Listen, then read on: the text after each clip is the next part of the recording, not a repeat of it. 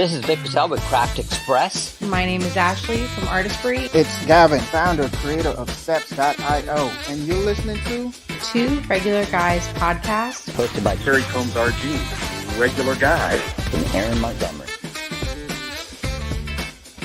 The place to be for industry news. The best dad jokes on earth, along with relevant topics to apparel decorators. Prepare for the wild.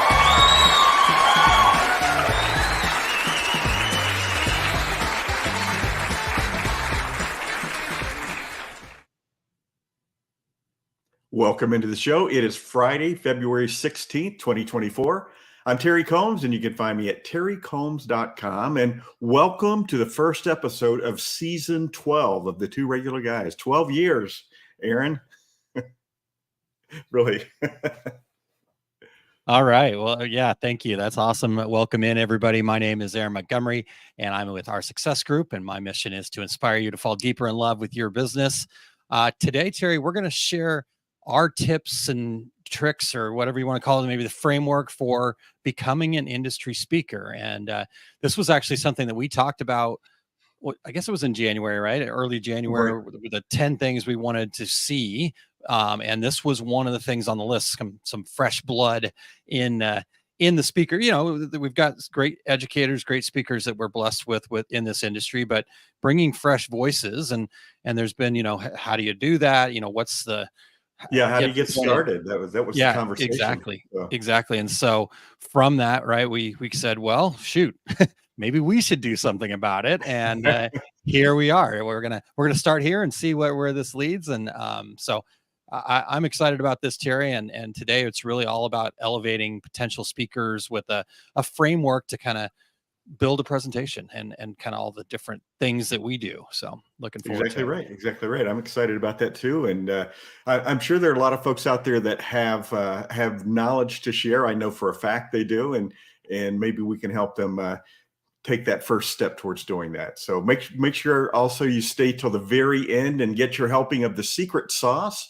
Today, Aaron is going to share 5 AI prompts for generating your next speaking gig. So we're tying right in there. Yeah, it's just like, ooh, okay, this will fit, right? And so, no, I'm looking forward to sharing that too. And Terry and I always joke in the background, right? All hail Skynet, but all hail Skynet.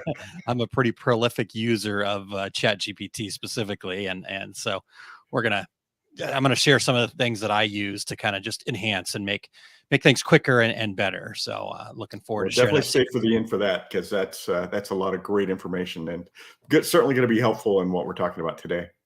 100%. So, well, we've got a new segment for you today. Now, here's the awesome part, right? So we had Screen Printing Magazine helping us out for a while there when Adrian was part of that. And now we've got an old friend who's now joined the team over there at Screen Printing Magazine. And she is going to be joining us today. Marcia Derryberry is here to share the news with us today, Terry. So are you ready for that? I am ready. Love to have Marcia back. All right. Yeah, great to have her back. So here we go.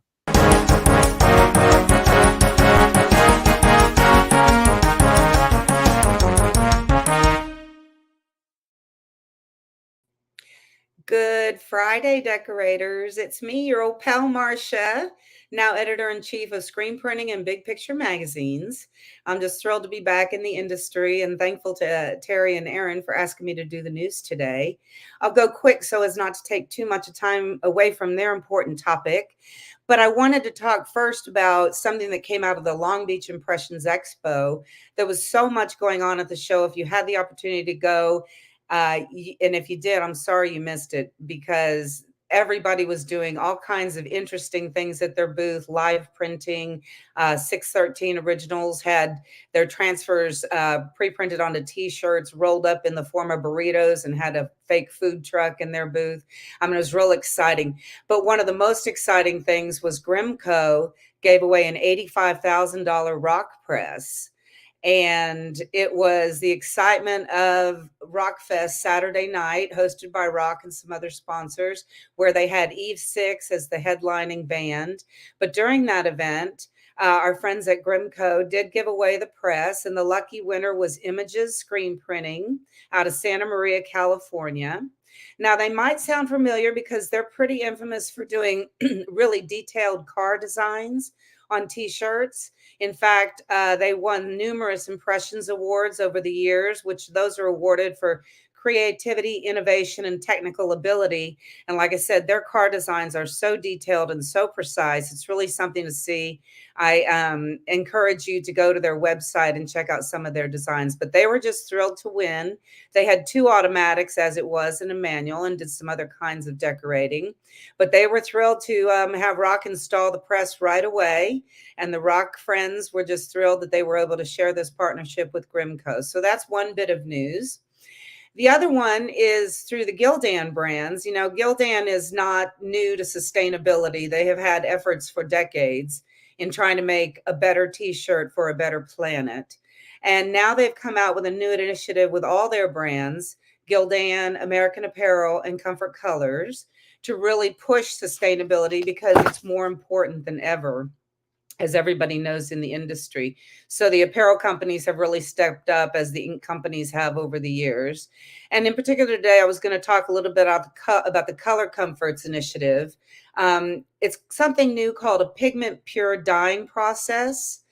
And in that, dyeing is known to be a water intensive step in apparel making, and pigment pure is a solution tackling that because it reduces water and energy during the manufacturing process. The brand is extremely popular among consumers because it's got a really soft feel and nature inspired hues. But in talking about it, Maria Fromater, the Vice President of Textiles and Dyeing at Gildan Activewear, which owns Comfort Colors, mentioned that a common dyeing method used for cotton in our industry is known as reactive dyeing, which is where the dye forms a bond with the fiber.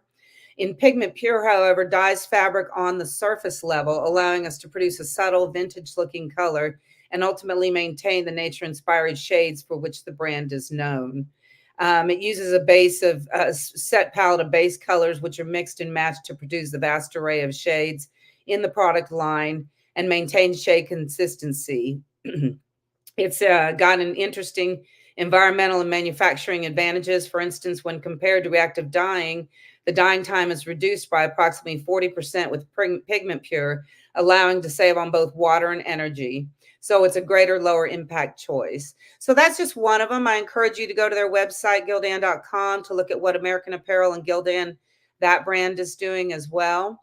And then if you want the full story on either of these news stories, go to screenprintingmag.com. We'll have them posted there under Press Room. And that's about it for me, so that you guys can get to talking about your stuff. I wish you all a happy weekend, and I'll see you in a few weeks when it's my turn again. Bye-bye.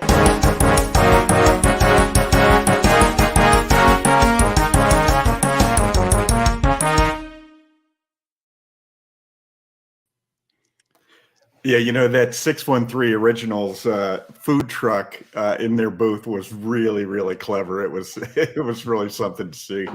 I love it. I love it. I love it. Well, super great to have Marcia back, and really excited to see. To be honest with you, Screen Printing Magazine has been, maybe it's not lucky. I think they're probably just really smart, but they've had some incredible people over there, from Steve Chili to Adrian, and now having Marcia. I mean, I think that's a huge win for them, and it's so great to have Marcia back in that spot, right? She was synonymous as an editor of a and just she's doing some cool things. So make sure that you guys go over there to Screen Printing Mag and sign up for everything. Make sure you're getting their emails and tune into what Marcia's got happening over there at Screen Printing Mag, Terry. So and with the hire of Adrian back a while back, they really made a push into garment decorating as well, and so I think that was a smart move on their part. Yep, definitely. And now with Marcia, boy, they're going to the next level here. So Exactly. cool to see. So Terry, we've got some people checking in here this morning, and so if you guys have not shared this with your friends, let's get some more folks in here, because here's the thing about what we're going to talk about today, Terry, is that we know that everybody has something they can educate on, right? There's something that you're passionate about. And so this doesn't mean that you have to go speak at Impressions Expo or whatever, wherever, right? You could just do something teach your customers, right? But do it in a specific way like this. And I think it's really going to be beneficial. So if you think this episode's not for you, you're wrong. Okay. We'll just leave it at that. Teach your staff. That's there you go. You're way ahead of the game if you are educating your employees on how to do this or about your market, about your customers, 1,000 things. 5215 training, everybody. Yep, indeed. So, and you can take nuggets from what we're going to talk about here today to improve that, make it something that they'll actually really take to heart and utilize to make your business better. So let's say good morning to some folks here. Chuck Peterson checking in. Good morning, gentlemen. We got Christopher joining us. Good morning, all. And Rena Cooper checking in as well. Good morning to Jerry. Hello. And good morning to Ramona. Appreciate everybody tuning in here, Terry. And like I said, make sure that you're out there sharing this with your friends. Just go hit the little share button below where you're watching and get it out there to all your social media folks. So Terry, we have to live up to this each week. I almost feel like we have set the bar pretty high, and so with Cassie saying the best dad jokes on the planet, you've done a really good job. So I feel like you've been crushing it. So I've embraced the dad joke. Yes, you have. Yes, you have. And so with that embracing of it, are you ready to deliver this week's dad joke? I am. I feel pretty good about this one. All right, here we go.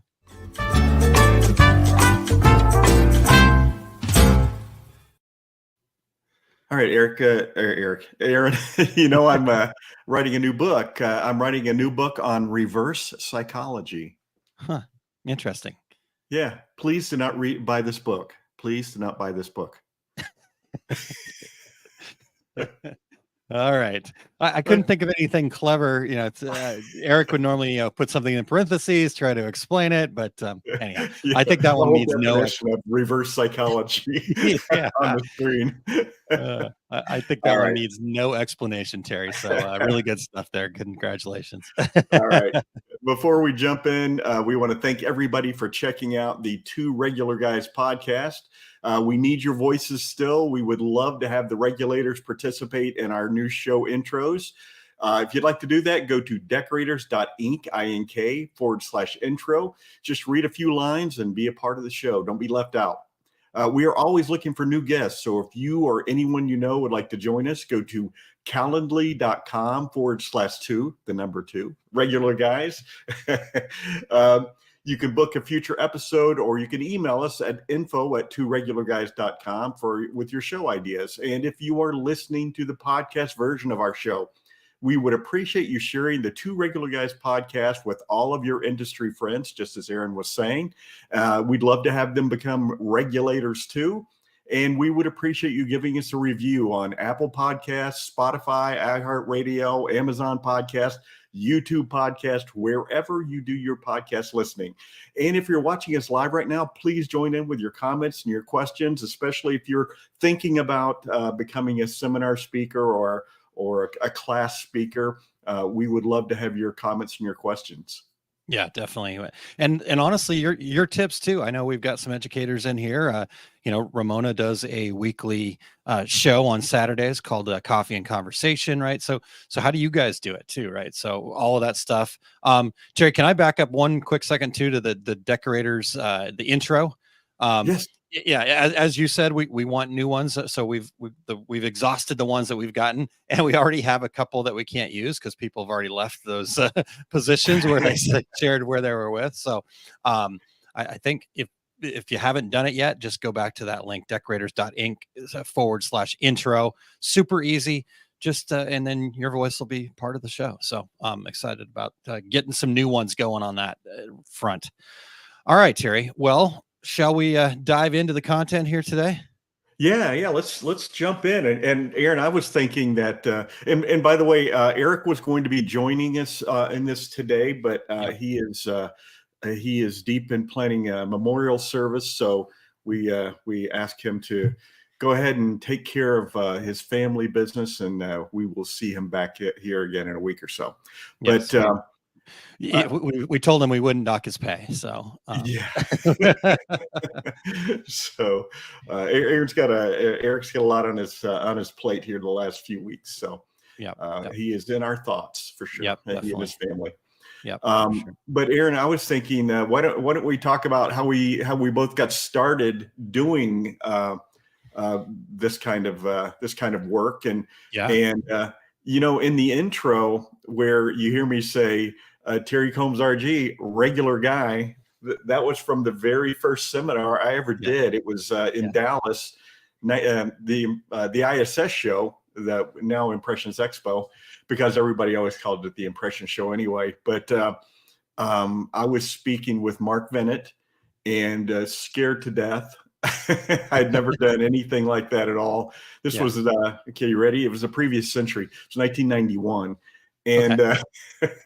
And so for anybody who hasn't heard it, that's where the name of our show came from, because Mark went up to introduce himself first. I'd never met him before. We were talking about sales, and he was talking about profit margins and things. And I was talking about, from the production standpoint, your costs involved in that. And so Mark walked up to the microphone and said, "Hi, I'm Mark Bennett, MBA."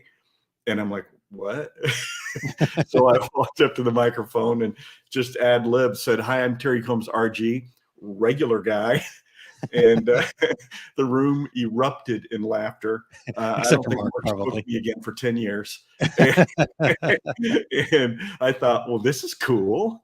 I can do this. Yeah. So it really kind of motivated me to keep going with it. But how about you, Aaron? What was your first?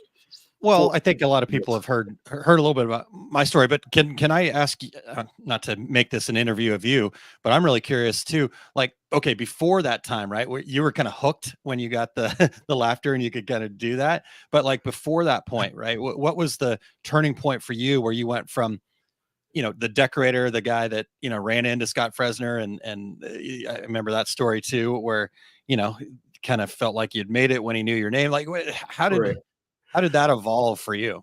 Yeah, well, actually, and most of our listeners know I have a degree in journalism, and I started writing articles for trade magazines. And I thought, man, I'm going to be lucky if I can get in there. And as soon as they found out I had a degree in journalism, they're like, how many articles do you want to write? So I was writing for all of the magazines. Nice.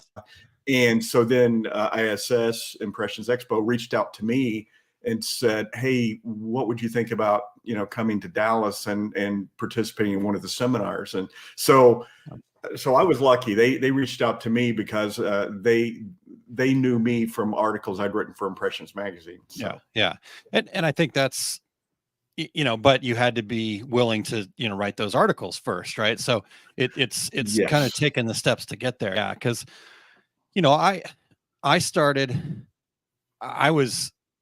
We go way back, right? I had a situation when I was about 16 years old at my church where I had messed up in an area, and I mean, from that point forward, I never spoke in front of people. I was terrified of it. I mean, like vomiting ill if the thought of it even came up. That's how terrified I was of it, right? And so. Fast forward, working for Scott Fresner at US Screen, he was always doing seminars, and I always helped him prepare for them, and kind of do the stuff in the background and things like that. And there was a situation where he had a conflict and he couldn't do a class, and so I ended up doing it. And all of those fears, all of those things were present, and I'm sure it was, so anybody who attended that it was on CorelDRAW of all things, way, way back. I mean, I don't even remember the time. It was so bad.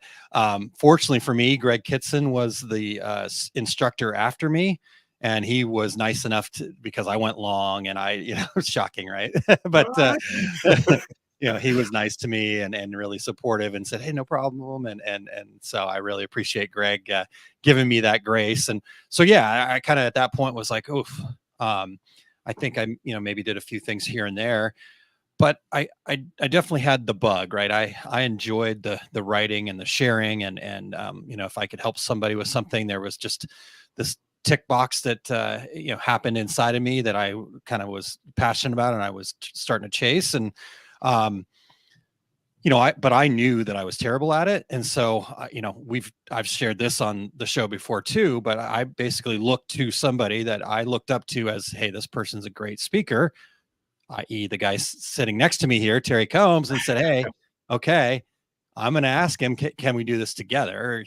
How can we do this? And can you help me? And so you agreed, and we started doing some stuff together. We'd been doing the podcast. We hadn't really been doing it video live, but we were doing it on the phone live at that point. So it was an evolving thing for me too. And now, I think I'm going to probably, I didn't get the exact count, but somewhere north of 16 to 20 presentations. I'm kind of out there trying to put the book out in front of people. So I'm doing 3 or 4 interviews a week typically. And so I feel like some days all I do is stare at this camera right here. So, well, and you're kind of doing the same thing I did as well, though, because I went from articles to seminars to doing 2 days of screen printing classes.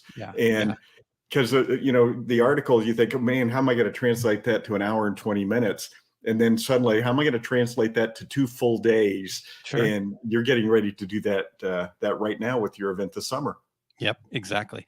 Yeah, it's interesting how it just kind of grows on itself, right? And I think so. That's some of the things I think we're going to talk about here today is how to grow that, right? Wherever it is that you start, whether it is so Ramona, for example, so I think she's taken a similar path. She says, and I'm teaching classes at EEM and Applique Getaway this year, right? So, where do you start? And I know Ramona's been helping people and sharing people, but I believe that her coffee and conversations program, let's be honest, 2 regular guys definitely got my foot in the door at a lot of places. So, we work hard at it, but at the same time, it's given us a lot in return. So.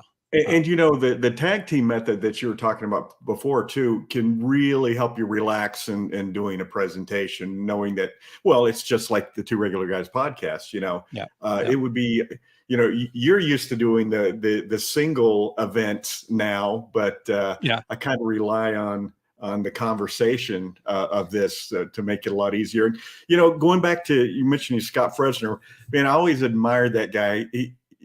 Somebody said, hey, I need somebody to fill in. Is it 10 minutes or 3 hours? I could do either. And he would just stroll up to the front of the room and just start talking. I'm like, oh my gosh, someday I want to be that guy. Yeah. Well, and I imagine you are at this point, right? So, I've filled in different times for different people along the way, but it took doing the work to get to that point where you felt comfortable with the content, the stories, the things that we're going to kind of share here that allow you to then go, okay, because the other part of it is now I can kind of know also the timing of things, right? I mentioned that very first seminar that I did that, I went way long and I probably didn't even cover a quarter of what I was supposed to cover and et cetera, et cetera. Now I can get started in a class, know where the whole thing's going to go, and not worry about, because sometimes what happens is you get engaged in a conversation with the people in the audience, right? Or they've got questions, or you kind of take a detour because people, you can just, one thing about doing a live presentation for me, Terry, that I really enjoy is, for the most part, you can kind of tell where, okay, hold on a second. I don't want to gloss over that because everybody's looking at me with this blank stare right now. Right. So I got to dig deeper into that. But then, okay, so I can, cut a little bit here, go a little faster here. And, I remember, was it 2 years ago? I did a seminar on time management and I'm going, man, I got to nail the time on this because I can't do a seminar on time management and go long. Long is better than short, by the way. I'm just sure that. Good point. So anyhow, all right, well, let's get into this. I think there's some really cool opportunities here for us to share with folks. So where do you start with this, Terry? What for you, what's your process? How do you kind of go from, okay, I'm ready to teach to I'm going to, share something? Well, a couple of different directions, and a lot of what I do, Aaron, is production oriented, and so if I've run into a situation and found a solution that I think would be interesting to other people, and I'm all about sharing. I'm not going to keep that solution a secret. Yeah. That's probably one of the big ones. Talking to customers and hearing a question repeated and repeated and repeated. Well, like last week, my secret sauce on doing the adhesive powder onto your DTF transfers. I hear that question 3 or 4 times a week. So I thought, well, this would be a perfect secret sauce because lots of people have questions about this. So probably most of it I get from talking to customers. But back when I was active on the production floor, it was solutions that I'd found, like a lot of people struggle with their schedule in production, and so I, being the nerd that I am, I had my Excel spreadsheet and calculated how to estimate production time. And I thought, man, people could really use this. And so I wrote a book about it. I've spoken about it many, many times. And so it just helps people have an understanding of where they are in their production day. And so, probably just me running into things on my production floor that helped me think, I bet other people would like to know about this. And so, it's funny too, when I was in Kansas City at Jones and Mitchell Sportswear, every time some kind of issue would come up, and we had these management meetings every Tuesday, and I'd be scribbling notes, and the president of the company would be, he'd say, "You're going to write an article about this, aren't you?" And I'm like, I am. I'm not going to mention you, but I'm going to write an article about it. How about you? Where do you get your ideas, and how do you decide? Yes, this is an hour and 20 minutes worth of questions and answers. Yeah, for sure. And I agree with all the things that you said there. I think the real shift though is it's not about you coming up with a topic that you've got to share, right? I think it's really about what you said, right? If you're getting these questions and you think you've got a solution for that, so what's in it for them, I guess is the big question that we've got to answer first and foremost, right? So like you, right, it's talking to customers or go into the Facebook forums or wherever. I mean, every time somebody signs up to get more information about our success group, the question we always ask them is, what's the number one challenge in your business? And I don't know the exact percentage, but it's high. It's got to be in the 80 to 90% range of those people are saying, their biggest challenge is how to price their products and services. And so like, okay, well, if that keeps showing up, right, and I've got a formula or I've got a way to think differently about this, so this year I'm going to be teaching, basically different iterations tuned to whatever the event is on pricing your products for profit. And so it's definitely that. And I think, from there, right, for me, what I've done is just kind of let it evolve, right? So like you said, maybe it starts out as a secret sauce or, something I talk about on our Wednesday live OSG program that I do, or I used to do Small Business Saturdays as a way to kind of talk through ideas, and then they would become an article, and then then the article would become a training, and then right, and so they evolve, or you start stacking some things together. And I think that's for me been the process, right? Is you gotta. It'd be awesome if we just had this epiphany and the perfect topic was there and I could just go do it, right? But the reality is you gotta move it along, right? You gotta test the waters, so to speak, and see what lands and what doesn't.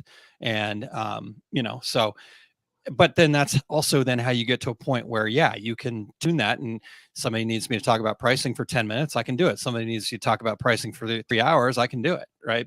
But, it took that practice of digging out all the little parts and pieces, because then the other side of that, as I mentioned, Terry, is then to tune it to who the audience is going to be. Right. If I'm talking to a whole bunch of new business owners, it's different emphasis than, talking to all of the, when I did this seminar at Printing United in Atlanta, and the areas that I emphasized were way different because a lot of them were very established businesses, maybe larger businesses, have some sort of a pricing structure, but we're missing a few key points, where somebody that's brand new, they just are sitting there waiting for somebody to say, just tell me what to charge, right? And the pitfalls. Let's cut out all the advertising. Just give me the numbers. Yeah. Just, can I multiply it by, and so that's what I'm trying to do is get people to think differently about it. So anyhow, and go ahead. The seminar that I'm doing, everything you've heard about DTG and DTF printing on the internet is wrong. Yeah. Every one of those slides is based on somebody calling me up saying, repeating something they'd read on the internet that was completely wrong, and I just make a note of it. And sometimes I just add slides because, okay, here's another burst of misinformation out there. It's probably the easiest seminar I ever put together. I love it. So in fact, Ramona said, I had a question once in a class. Aaron might remember. I do remember. Ramona was a very good student. I asked, where do you get your content? And he said, listen to the questions you get. There's your content. Right. So, perfect. And I think it does require you to be open to that. Like you said, you're sitting in that meeting and you're scribbling the notes, and you're like, oh, wait a second, he's writing an article about this, right? So you just have to be willing to do that and then look for the patterns there. So, Terry, let's keep moving here. So I think we've got a pretty good idea of how we get kind of started, right? Yeah. And then once you have that idea, what's the next step? How do we go from, okay, I've got an idea, I've got some content that I want to share. What's next? And maybe that's just you doing YouTube shorts or whatever. But if you want to speak at the trade shows, a lot of this is booked nearly a year ahead. So we're talking about 2025. If you want to speak at Impressions Expo, the DAX show, Graphics Pro Expo, any of those types, or the Printing United show. But your proposal, and all you have to do is reach out to them and say, hey, how does someone become a speaker? Trust me, they'll get right back to you because they are always looking for new speakers, new topics to share. And so what you're going to do is you're going to write up a proposal, and they're going to have a form that you fill out, but they're going to want 3 or 4 or 5 bullet points of, here's what I'm going to talk about. And then they're going to ask you, what 3 things is the audience going to take away from this? And it kind of helps you with that outline of how am I going to approach this? What are the 3 takeaways?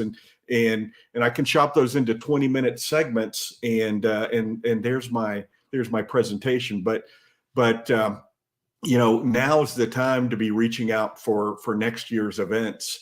And just put your proposals out there, and it gives you plenty of time to work on the concept. And I don't know about you, Aaron, but I always have about 6 or 7 ideas put together already. And so I just Marcia Derryberry, who did our news, asked you and me about some article concepts, and I went to my potential trade show seminar list, and I grabbed 3 things off of those, and I rewrote them as article proposals and sent them off to her, and she's like, perfect, awesome. There you go. Let's do this. Yeah.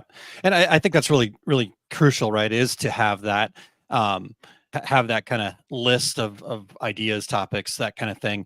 And then, I think the other part about making this proposal is, again, you've really got to think about it because at the end of the day, your job as a speaker is to bring value to that person's event, right? So you're supposed to obviously think about what the attendees want to take away from it, but ultimately you're there to enhance the event. So when you're thinking about that proposal, right, that's what it's almost like. You're almost like you're trying to, it's a job interview, so to speak, right? So you really do have to put some effort into this, right? I've seen, I've been involved a little bit in trying to help build the DAX education program, and then putting my stuff out there, even outside of this industry, right? The same types of things. Again, like Terry said, they're always looking for fresh voices and new deals, but they can tell who's put the effort into it, who really wants it. So if this is something you want to do, make sure that you put some effort into this. What is it going to be? Yes, I have my 3 bullet points that people are going to take away from it, but how does that reflect this particular event, right? If you're speaking at a decorated apparel expo, the DAX show, compared to a Printing United show, right? Those are 2 different audiences. And so you have to make sure that your proposal kind of speaks to that. So to speak. I'm a $100,000 business. I'm a $35 million business. That's the difference in those audiences. Yep. So, okay. So we've got the concept. We kind of maybe have a proposal out there, right? So now we really need to actually start building this thing. What's next in your process? Well, I usually will start with some bullet points, and I write articles the same way. I'll go through and I'll write out the different topics that I want to talk about. In the DTG and DTF, it was going through and describing what DTG and DTF printing is and how you accomplish this. And then I started going through and listing by bullet point. I start going through and listing different things that people have brought up to me that I know is misinformation they found. And then once I have that list, then I'm gonna kind of rearrange it like a puzzle, and so that it makes a linear sense to me, and has a conclusion at the end. And that particular seminar, the conclusion at the end is here are 8 questions to ask, because at a trade show, people are usually there to buy, and a lot of people that come to your seminar are there because they want information to help them make a buying decision on the show floor, unless it's pricing or something like that. But the very end of that is 8 questions to ask when you are talking to people about buying equipment. And so that's my kind of summarizes everything that we talked about in the seminar and boiled down to these 8 questions. So what's your process? Yeah, very similar to that. At some point, I'm going to have to figure out how to give you enough credit for all the things that you've taught me here. But because I borrow a lot of your stuff, Terry, so I appreciate you very much. But you had talked about, just taking a piece of paper and writing a list of just 20 things, right? Just kind of a brain dump, right? And that's a little bit about where my process starts too, like you said, just kind of making. And I really go through and just, okay, what are the points that I want to make? That doesn't even have to be in any order, like all the things that just pop up, and get them out on paper. And then I guess the next thing that I do is, which might be a little different than what you shared. You probably just do this intuitively, but for me, if it's an hour and a half, if it's an hour, probably like 3 sections. If it's an hour and a half, probably 4 sections. It kind of depends a little bit, but what I like to do is kind of break it into sections. And I've found that the sections do flow pretty nicely from start out with explaining why this is important, and then what it is that we're trying to accomplish, and then how do you accomplish it, right? And so kind of using that framework a little bit, maybe there's a couple sections so you've got why, what, how. Maybe there's a couple sections in the what, maybe there's a couple sections in the how, but that's kind of the next step for me, is breaking it into those sections. So I'll take a big long list of all the different kind of ideas that I have, and then, so the sections will be A, B, C, D, and I'll put A's by everything that needs an A, and start shuffling it that way. And then what I'll notice is that there's certain things that are really kind of the same topic and just can be, kind of put together, or, we need to expand more on this section or whatnot. And so now I kind of have these sections as these mini courses that I'm going to build first. And then I sort in priority order of, okay, what's the flow that makes this make sense? So inside of A, what's the first point I need to make, and go through it that way. So that's, again, really similar to what you do. And so, but I think that has a lot to do with, so that it makes sense, so that your audience can follow along and it makes sense. And Yep. So yeah, exactly. Yeah. And the reason I like the section thing too, Terry, is science has shown that, we've only got a certain kind of attention span. And so when you break it into those sections, it kind of serves as a reset, right? Okay, cool. I got that point. So I always kind of start with, here's the agenda. And I don't give them, here's all the things we're going to cover. I just give them, here's the sections we're going to hit. And that also then again breaks it up so they can really focus on that area. And then, okay, next section, let me reset. I can put all that away. Now I'm ready for the next section. And so I think that's really crucial. I found that to be very helpful because I like to wander, people know that. Which brings us to slides. Talk about what you think slides should look like, your PowerPoint or whatever you're using. Yeah. Well, I'm laughing because I think you and I helped each other with this very subject, very, very much so. When I started, my slides looked like a book. You had a full paragraph that you probably had to have glasses to read. And, what I found out was people were so busy reading that, and unfortunately I was kind of reading what was on there myself. So, and then, you were the flip side of that, where it's like, Terry, what's the point of even having the slide here? Right? There's 3 words on it. You have a slide with 3 words. So I at least got you to add some pictures, right? So, I added pictures, I had a little more information. Yeah. Because the slides really, you added a little less. So yeah. The slides really should just be there to enhance what you're talking about, right? Whether, from this to this, the pictures, because if you've got something up there that they've got to read, they're not going to listen to you until they're done reading it. Right. And so if you put something up there and there is text on it, what I normally do is I put it up there, I read the text with them. Right. Just so we're all doing that. And then we talk about it. Right. So I think that's the key. Is for me, it was less is more. I'm not going to speak for you, but your slides no, have you're evolved. Correct. So what about you? What's your real key points on the slides here?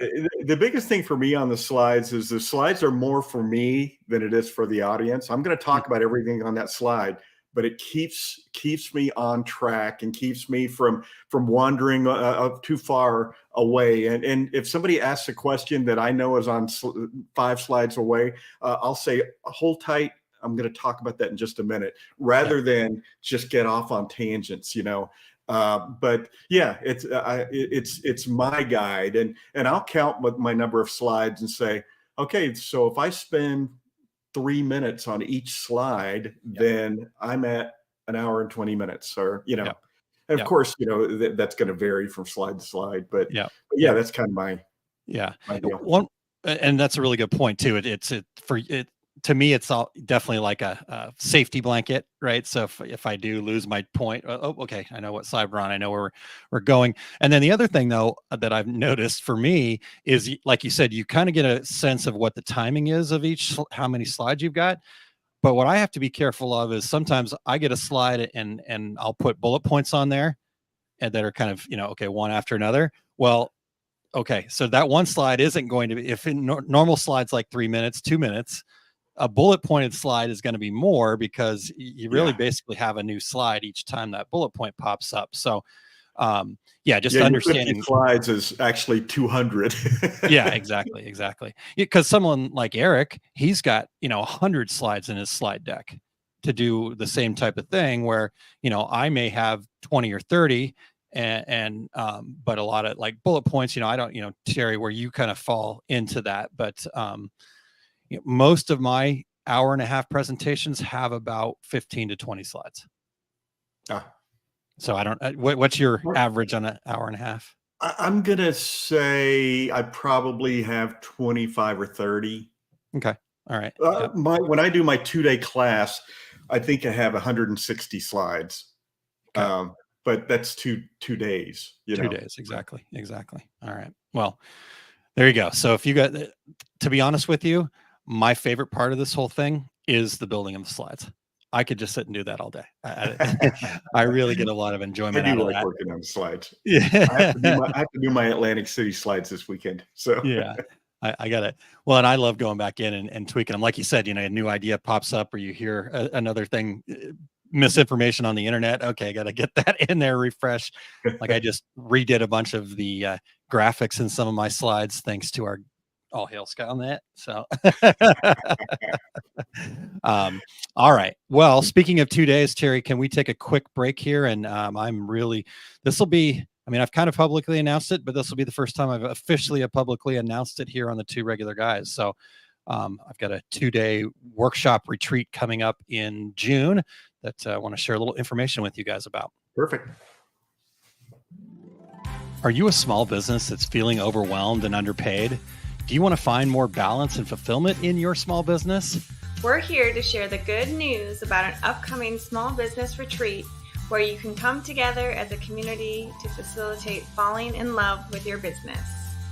That's right. We're incredibly excited to announce the June 2024 Small Business Workshop and Retreat called Fundamentals Live. This event is based on the book, The Fundamentals of Business Success, and it's going to be your community designed to align your entrepreneurial spirit with meaningful success strategies. Join us in O'Fallon, Missouri, just west of St. Louis, in discovering networking opportunities that go beyond mere connections. You're going to create relationships that inspire growth and collaboration. With only 40 seats available, spots are already filling up. Don't miss out on your chance to transform yourself and your business June 7th and 8th in O'Fallon, Missouri. All right. Well, pretty excited, Terry. So hopefully people check that out. And I know that it, based on the people I've talked to, that we're going to fill this up and we're going to do our best to kind of hold steady to that. We want to make it a really intimate. This is something completely different. So it's not going to be me standing up there for a day and a half, 2 days lecturing. This is all going to be very experiential, right? We'll introduce the topic, we'll introduce the tools, and then we're going to do it together. We're going to handhold. I've got 3 other people helping me out, my wife and Becky and Tanya, and we're going to make this an experience. So I'm looking forward to it, Terry. Fantastic. That's awesome. Yeah, definitely. All right. Well, let's see here. So we just got done talking about the slides. Now, let's talk about inside of the slides, inside of the presentation. What do you do to kind of, and again, I really learned a ton from you here. So how do you kind of make that presentation even better? I think you got to have some fun, make the audience enjoy it. You have to encourage questions, engage the audience. And once the questions start, you've got them. You've got the audience. They're all listening, but I will be up there speaking, and I'll say, "I see you shaking your head there. Does that mean you agree with me, or And then they'll start talking back and forth, But yeah, you can't just stand up there and lecture. You've got to engage with people and you can ask them questions. I mean, if you ever go to a Jay Bassell seminar, don't sit in the front because he will be on you. Yes. Asking you hard questions. Yes, indeed. I love it. And I think that's the other side of it too, is kind of understanding who you are, right? You have to be you up there. People showed up to listen and learn from you. And I know that can be a challenge. That was a challenging thing for me. Right? Like I have to be this, I have to be, the Tony Robbins, I have to be Terry Combs, I have to be Jay Bassell. But the reality is they came to hear me. And so I have to be me. And so I even kind of use some of that self-effacing humor or, kind of, hey, here's the deal, guys. I get it. I'm actually having fun up here. I know I sound monotone and I know my jokes are really dry, but be prepared. And that just kind of lets them be them. That's too. Yeah. So, I think you're exactly right. Just having some fun, being willing to be authentically you and what that means and looks like and interacting then with the audience. And I guess one other thing to say about interacting with the audience too is just meet them where they're at. Right. So you're going to get somebody that does disagree with you. You're going to get somebody that isn't getting it. Right. And so you're going to have to be prepared to be able to kind of work through those things. And I've always kind of looked at it as like, just meet them where they're at, right? That's fine. I get it. How can we do this? Let's work through it. And then if you're not getting there, say, hey, you know what? Let's talk about that after the class. Or, connect with me. Let's go a little bit deeper, and you can get through some of that. So, I guess, how else can you really kind of engage the audience, Terry? Well, for me, it's telling real life stories, and it makes it so people can, okay, I get the concept you're talking about, and Yep. and surprise, surprise to all the regulators out there, I have a lot of stories that I tell when I Really true? we had a conversation there, and you and myself and Eric, remember a couple of months ago saying, wouldn't it be funny if we figured out that I only have like 8 stories and I just Yes. package them?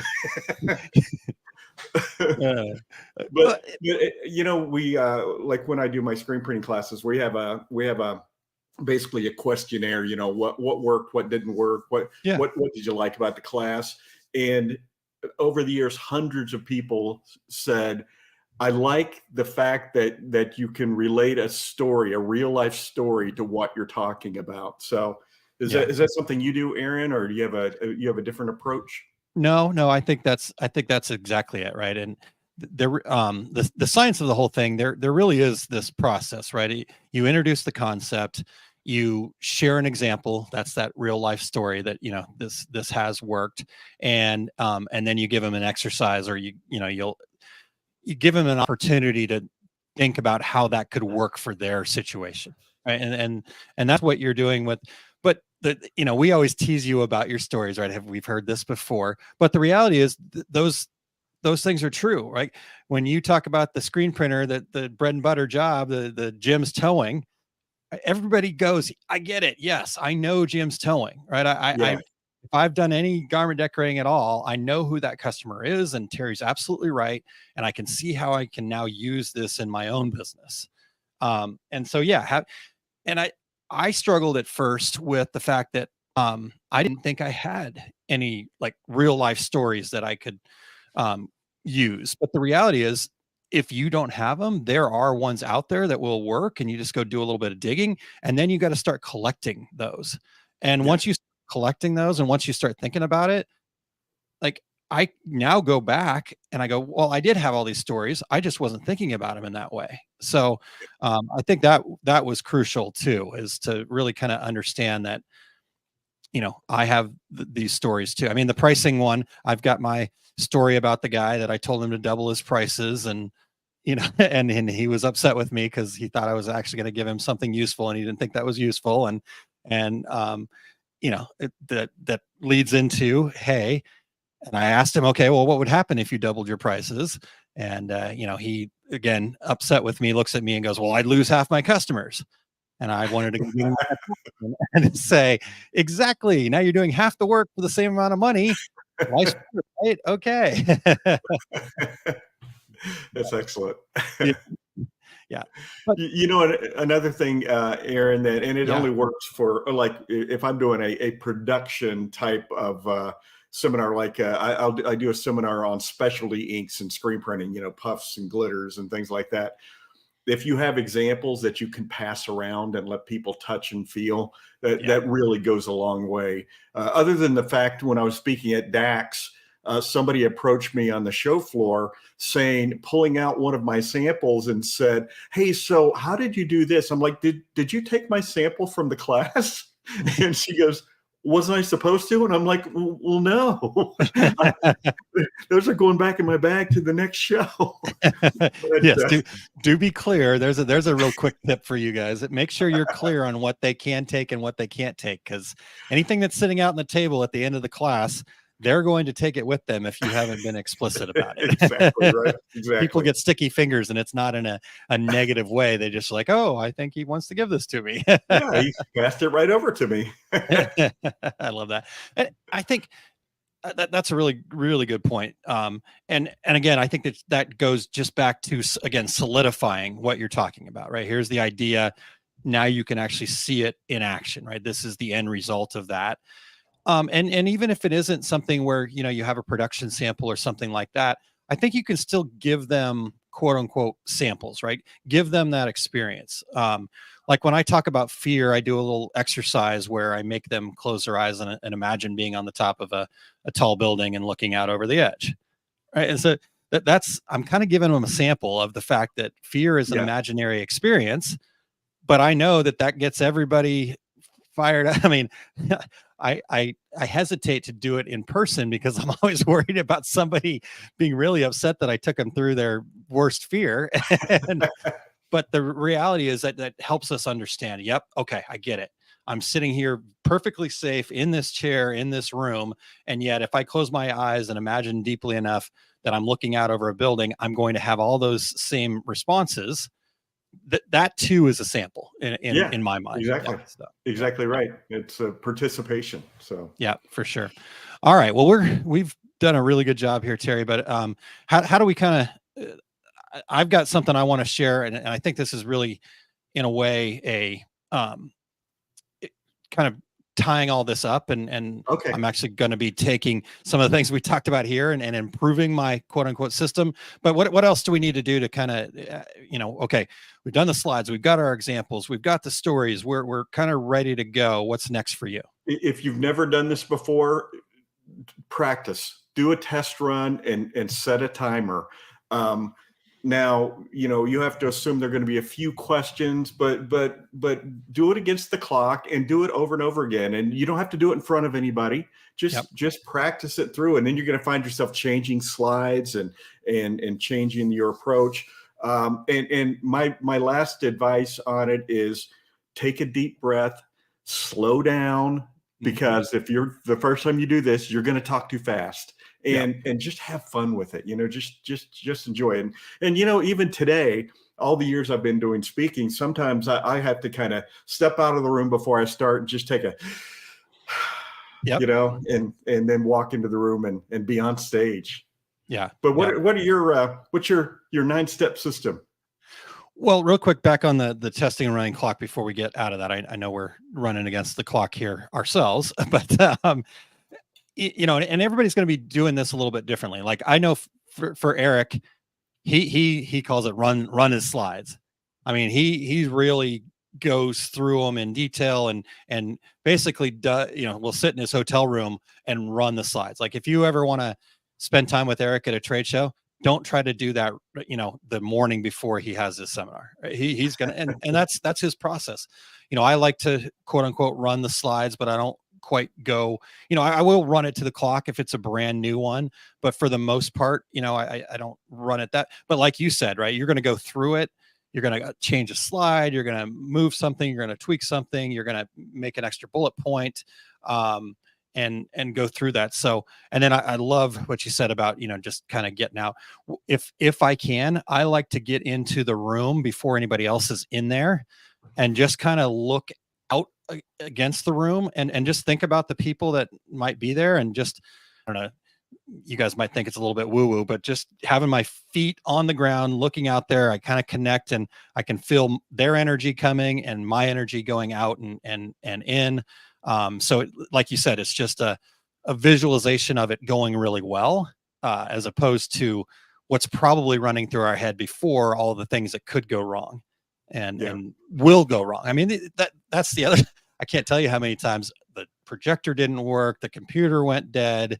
We were doing an event at Impressions Expo in Fort Worth this last year, and the power went out. So I don't have a computer or notes or anything. I had a handout. So I taught from the handout. It's going to happen. So just roll with it. And I had somebody that we just happened to run into them at the gift shop at Billy Bob's that night. And she was from Hawaii, and she came up and she's like, "Your presentation was awesome. It was so amazing." I was like, "Really? I thought it was terrible," because we lost power and I didn't know exactly where I was at. And I'm still in contact with her. Someday she wants me to come to Hawaii and teach. I'm like, "Ooh, twist my arm." Well, hey, can I add my one last yes, thing? Please. The audience wants you to be successful. So just relax. They want you to have a good presentation. And so, think about that as you're walking up there as well. Yeah. Okay. Well, Terry, let me put a bow on this. And I wrote in the notes my 9-step system, but honestly, this is our 9-step system, or however many steps, right? Well, we haven't really kind of refined that. So who knows exactly what the steps will be if this becomes something more. But really for me, it's all about, or what we've talked about here today, really just determining what the goal of the session is kind of the first step. Kind of getting the ideas, the content together. And then we talked about brainstorming all the ideas to cover. And then, like I mentioned, I put those into 3 to 5 sections and then sort it into a good working flow of why, what, and how. Build out your slides. Now, this is probably where you and I deviate a little bit. I do go in and I basically script out all of the things I want to say in the slides. Now, that used to be where I stopped, and that was a problem. So I fixed that. So I'll script out the slides. I'll do that walkthrough again, not completely running it, but just kind of a walk through, ensuring that the slides are good, the flow's good. And then I come back to that script and I make the bullet points of the key things that I want to hit on each slide. And then the script stays there, but it goes down below. So I'm not looking at it during the presentation. And then do one more final rehearsal, however that looks and feels. So that's kind of my process. And again, I know I borrowed most of this from Terry, so it's our process. And I used to script out everything as well, but then I realized I never looked at it. But it was more for me to put it down to kind of think through the slide. Exactly. That's why I do it too. And bonus, when you script it out, then you can use that to write an article later, by the way. True enough. And the magazines, by the way, are always looking for writers. So or a book, to be honest with or you. The scripts from All right, Terry. Well, that was awesome. Hopefully you guys took a lot out of that. Those that are interested, love to hear your thoughts, comments. Like I said, who knows where this kind of goes from here, but Terry and I I appreciate that you called us out on that, Terry. I agree. This was something we needed to do. So what do you, I know you've got, in fact, why don't I do this? Why don't, I'll share real quick what I've got going on. And then Eric will hit a couple of his little things real quick so we can do this. But next week, I will be out at DAX Kansas City. If I can find the link here, maybe. I will be out at DAX Kansas City teaching 2 seminars out there, the fundamentals of pricing your printing, which I talked about earlier, and also the fundamentals for small business growth. And so that'll be happening on Friday, February 23rd. Both those classes are on Friday. So you can go to daxshow.com to sign up for that and get information. Then I will be teaching out at the Atlantic City show in Atlantic City, New Jersey on March 21st. And that will be happening. I've got two sessions out there. On March 21st, the session will be elevating your business with AI. And then on March 22nd, the next day, I've got another session, how to master pricing, making your business unstoppable. So you can check that out at Impressions Expo. Also, right before Impressions AC, I didn't put it on my list, but I need to. DAX Minnesota will be happening as well. So I booked all my travel yesterday. Boy, my credit card got a workout. Oh, boy. So speaking of travel, then Graphics Pro Expo in Irving, wherever that link is there. I will be teaching on Saturday, March 9th, and that's how to master pricing for profit. So again, I mentioned I'll be teaching pricing quite a bit out there this year. So you can probably find that pricing seminar somewhere, depending on where you're at. And then, so those are kind of my events where I'm on the road. Then as far as the book, I held it up a little bit earlier, but this is now available in this is actually my words, not a mock-up like it was for a long time. So the paperback and ebook version are available of the fundamentals of business success. I'm getting some really great feedback on it. I appreciate everybody giving me feedback, and I'd love to hear how you're implementing the fundamentals and integrating that into your business. So you can check out the book at osg.link/FBS for fundamentals of business success. We had the promo in the middle there, but super excited about we were calling it FBS Live, but it's now called Fundamentals Live. And it's June 7th and 8th, as I mentioned. It's a 2-day small business workshop and retreat where we're going to come together as a community to facilitate falling in love with your business. You're going to leave with a foundation your company needs for success. So spots are limited. We already have a couple spots already taken. So you can make sure you go and sign up today, osg.link/fun live.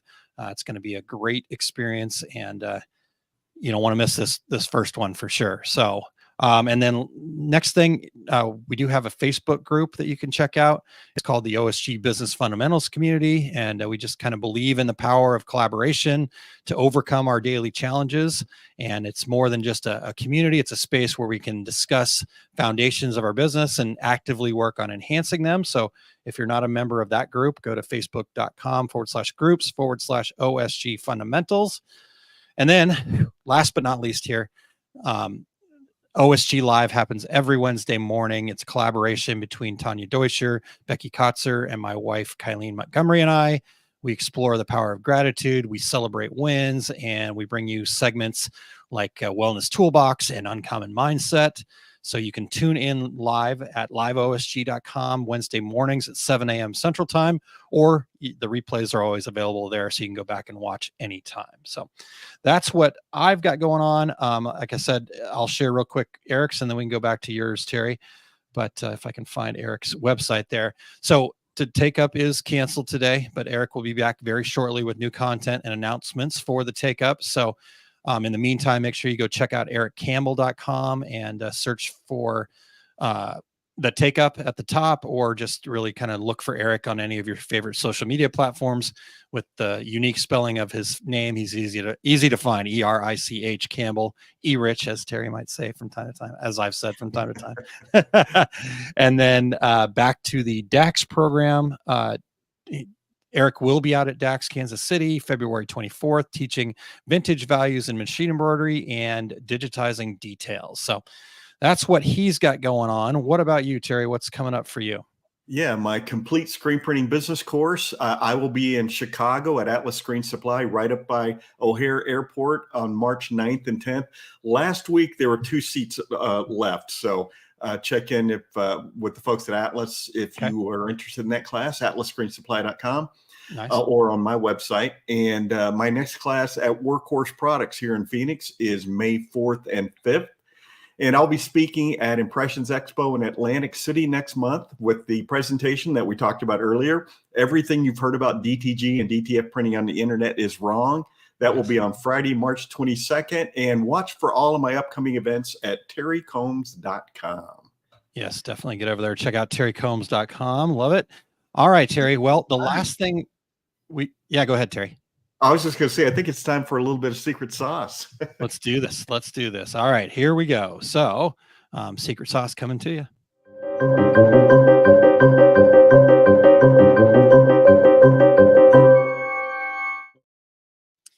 All right. Well, welcome into this episode of The Secret Sauce after our show today on speaker secrets. And I thought that this would be kind of that perfect side dish for you, a discussion of how we can integrate AI, artificial intelligence, and how it can be a game changer for creating and securing your next speaking engagement. So whether you're a seasoned speaker or just really starting out, I found that these AI prompts are kind of a secret ingredient that'll make this process a little bit easier for you. But before we do that, I want to just talk quickly about interacting with AI. AI, like ChatGPT, which is what I use the most, but there's others out there, Bard, Gemini, I think they're calling it now. That we have to understand what they are, right? It isn't just a tool. It should not be used as a copy and paste. It stands out like a sore thumb. I see people doing it all the time. I have to kind of wean myself from that a little bit too. It really is a partner in your brainstorming process, right? You've got to go through it and make it your own. So, for example, this secret sauce, I used AI to help me generate the ideas and improve the flow of it. But you have to work as a team with your AI partner. So the key is to be very specific in your prompts. If you provide clear instructions, and I think of it like this, almost like you're explaining something to a toddler, it's amazing the results that you get. But if you don't give it specifics, the details might feel the other way around. It might feel like you're getting a response from a toddler. You need to make sure that you're feeding it details like your speaking niche, like your target audience, the unique selling values, your experiences. The more details you can share with AI, the more effective the suggestions are going to be. So, based on that foundation, I want to share with you guys 5 specific prompts I've used with great success to generate and secure speaking gigs. Now, as a bonus, if you comment on this video with the hashtag AI secret sauce, I will reach out and get your email address to send you a PDF version of these exact prompts that you can kind of use as a swipe file. Just copy and paste, and then you can fill in the details. So, the first prompt, we need to identify what maybe some available opportunities for your class are. You might know some shows in the industry, but reaching beyond your quote unquote pond, so to speak, could open up even more doors for you. So if you'll use this prompt, and I'm just going to read it, and again, you can get the PDF with the details here. So here's the prompt. Identify upcoming speaking opportunities in, fill in your field or expertise for whatever the time frame is you're looking to speak. Provide a detailed list of events, webinars, online virtual events, or conferences where I can showcase my expertise. And if you put that prompt in, amazing what's going to come back. So next, we're going to utilize AI to help create a compelling pitch and personalize for each opportunity to increase your chances of becoming a speaker. So here's the prompt I would use. Generate a speaking pitch for event name and maybe even include their website if you've got ChatGPT Plus that highlights my expertise in whatever your specialty is. Create a title that will entice attendees to sign up for the class as well as a detailed description. Also suggest 3 key takeaways attendees will leave the seminar with. Lastly, help me explain to the insert your event name here why my session will help enhance their educational program at their event. All right, so there's the prompt. Next prompt. This is going to help us make connections with key people who can offer those speaking spots. So finding the leaders of the events or people to engage with on social media or otherwise is really going to help you kind of grow your speaking opportunities. So here's the prompt. Suggest networking strategies for connecting with event organizers in my industry. Include tips for leveraging social media platforms like LinkedIn, ideas for initiating conversations at industry events, and strategies for following up after the initial content. Also provide guidance on how to effectively showcase my expertise in, insert your specialty, to these contacts and suggest ways to collaborate or offer value that could lead to speaking opportunities. So there's the prompt. All right. Maybe you're stuck on content, right? This prompt here is going to help you brainstorm fresh, engaging ideas for your talk. It also makes sure that you deliver value and excitement to your audience. So here's the prompt. Generate innovative and engaging presentation ideas for a talk on, insert your topic or maybe event theme here, tailored to an audience in the specific industry or demographic. Include suggestions for interactive elements, visual aids, and storytelling techniques that would resonate with this audience. Also propose unique angles or perspectives on topics that haven't been widely explored and recommend ways to incorporate current trends or recent research to make the presentation timely and relevant. So there's the prompt. Last prompt, that was number 4, 5 coming up here. This is all about improvement, right? And that continuous improvement is vital. When I started I had a long way to go. And even after hundreds and hundreds of presentations, I'm always looking to learn and do better. Most event organizers will provide you with feedback or reviews after the event if you ask them. So use AI to analyze that feedback and recommend areas for enhancement in your speaking style or content. So here's the prompt I would use. Analyze the detailed feedback received from my previous talk on whatever the topic or event was.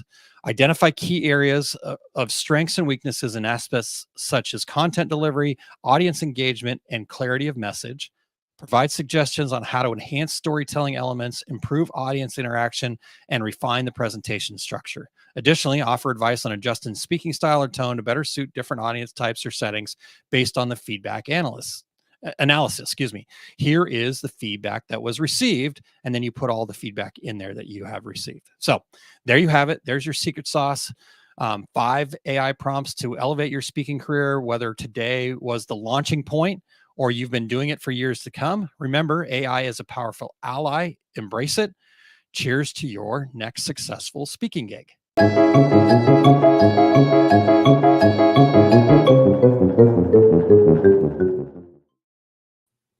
was awesome. Thank you. Good job. All right. Yeah, we're gonna, Rena, I've got it heading your way. So if you guys want that, you want that PDF that you can just copy and paste all those things out of, I'm happy to send it over to you. And definitely just put, again, AI secret sauce is all you need to do. Put the hashtag, and I will search for that a little bit later today, or I'll keep an eye on it too. I can watch those things. All right, Terry. Well, we've gone well into bonus time. Appreciate it. What a great show. I want to thank those that were tuned in live here and shared and just hopefully we will see a lot of new voices, right? We hope we inspired some people to become educators. Let us know if you guys are one of those inspiring educators. And there certainly could be more on this topic from Terry and I, and we'd love to help you out directly. So just reach out to us, info@2regularguys, or reach out however. But Terry, great job today. Thank you for all you've taught me about being a speaker. You as well. And we want to thank our show producer, Erich Campbell. You are in our thoughts and prayers this weekend, my friend. Yes, indeed, Eric. We love you, buddy, and just want you to want to be there for you. So, Terry, next week, you and I are going to be breaking down not the five, but 5 of the most popular secret sauce episodes so far.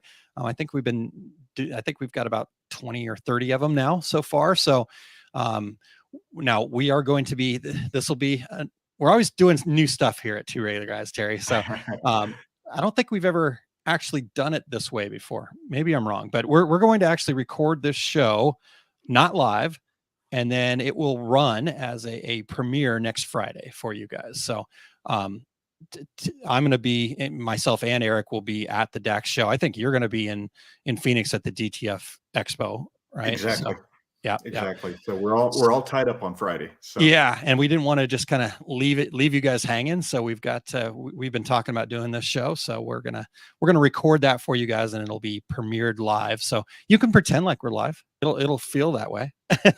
Why aren't they answering my questions? Yeah, but do put your comments and questions in there. We will go back and look at it. So don't worry. All right. Until then, I'm Terry Combs. He's Aaron Montgomery. And that was the Two Regular Guys. Here we go. We're out. Awesome. Thank you for listening to Two Regular Guys. Check out our website at tworegularguys.com. That's the number 2, regularguys.com. You can also interact with us over at our Facebook page, facebook.com/tworegularguys, or send us a tweet, twitter.com/tworegularguys. And we have a YouTube page. You can find all that from our website, tworegularguys.com. Thanks for tuning in, and we look forward to spending some time with you again next week.